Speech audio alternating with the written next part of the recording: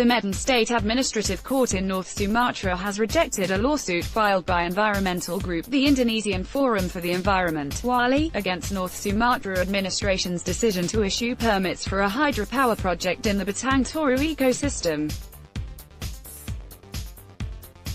Environmentalists and activists have urged that the project, which is costing Rp 22 trillion ($1.5 billion), be scrapped because of its potential impact on the environment, especially on the critically endangered Tapanuli-orangutans that live in and around the ecosystem.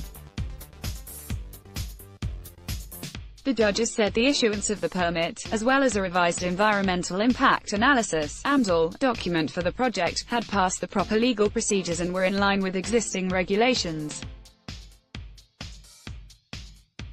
The judges reject every part of the plaintiff's lawsuit, presiding Judge Jimmy C. Pardede said, reading the ruling during Monday's hearing.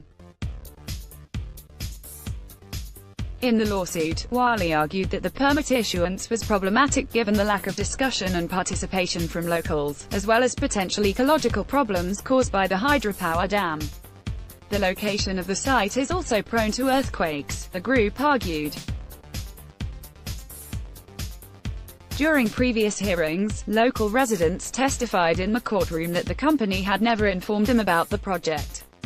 Judge Selvi Raviru, however, said during Monday's hearing that the bench regarded such testimonies as irrelevant to the case, because the residents lived in Batang-Toru district rather than Marangkar district, where the dam would be constructed. WALI lawyer Padianadi Sarega lamented the judge's ruling.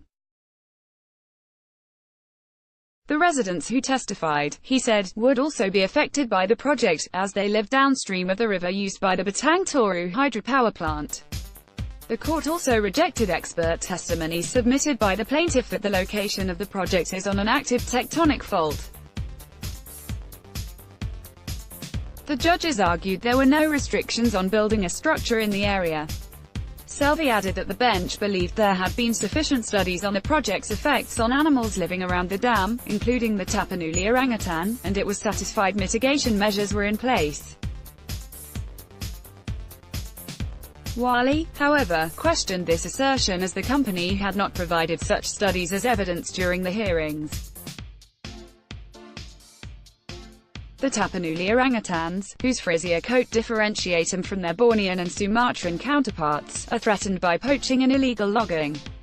The International Union for Conservation of Nature (IUCN) has included the species on its red list, classing it critically endangered, as scientists have only recorded 800 of the species living in nature. We will file an appeal and take any other remaining legal measures available, WALI's North Sumatra office director, Dana Prima Taragan, said. He added that the verdicts did not reflect justice or fairness for the environment. Apart from the lawsuit, WALI was also involved in a protest on March 1 with an international network of activists against Bank of China, one of several international banks funding the project. The environmental group demanded the bank take concrete action by stopping its funding of the project because of its potential threat to the environment. WALI believes this project is not in line with China's Belt and Road Initiative promoted by President Xi Jinping, as the project won't provide mutual benefit as promised by the Chinese government, the group wrote in a statement. PTNSHE Senior Executive for External Relations, Firman Taufik, lauded the court verdict, saying the company could now focus more on the construction of the power plant.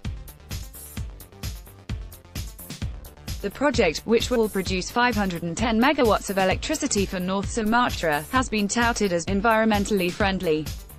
PTNSHE asks for every element of society to support the construction of the power plant as it will provide clean electricity for the province, Firman said in a press briefing in Medan on Monday. He also asked all experts and academics to work together with the company to draft tangible programs to conserve the Batang-Toru ecosystem.